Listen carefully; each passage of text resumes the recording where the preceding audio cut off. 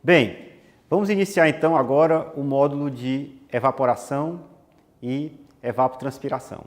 O primeiro ponto que é relevante é distinguir o que é evaporação e o que é evapotranspiração. Na realidade, nós temos um conceito que é o conceito de evaporação, que é exatamente a transformação da água da forma líquida para a forma de vapor.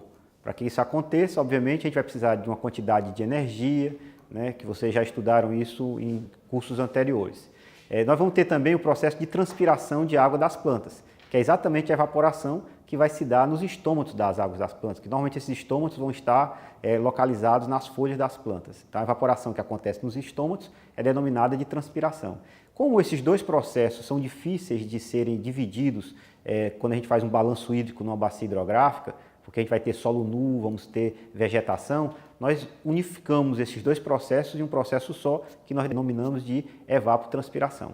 Esse processo de evapotranspiração e evaporação é extremamente relevante em uma bacia hidrográfica. Para a gente ter números e algumas ideias da relevância numérica disso. Por exemplo, uma bacia hidrográfica no semiárido, como é o caso da bacia hidrográfica do Jaguaribe, na seção lá de Iguatu, nós vamos ter que, do total de precipitação, 100% do que precipita, em torno de 89% vai se tornar evaporação e transpiração. Só 11% vai se tornar o caudal, que vão chegar aos nossos rios, aos reservatórios. Então você tem aí um impacto importante da evaporação. Em outras regiões, como é o caso da região amazônica, nós vamos ter basicamente que 47% do que precipita volta a ser evapotranspirado. Então, volta a ser evapotranspirado e o restante se torna aí escoamento. Então, dependendo da região, nós vamos ter aqui um efeito relevante, mais intenso ou menos intenso do processo de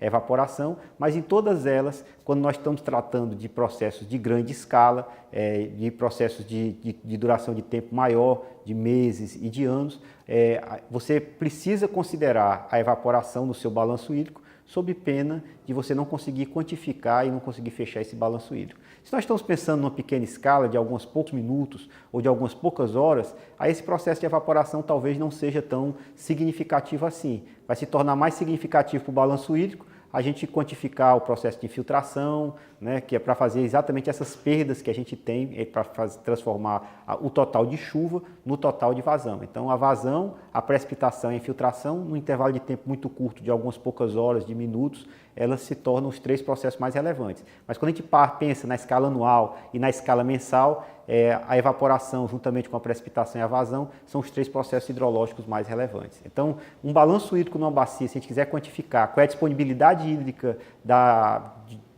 numa cidade, ou numa área irrigada, ou numa grande bacia, essa disponibilidade hídrica de longo prazo requer que a gente quantifique de forma correta o processo de evaporação e de transpiração, ou seja, o processo de evapotranspiração que acontece nas bacias. A evaporação, a gente vai ser, ela, de forma específica, vai ser muito interessante e relevante o nosso estudo quando a gente está trabalhando com lagos.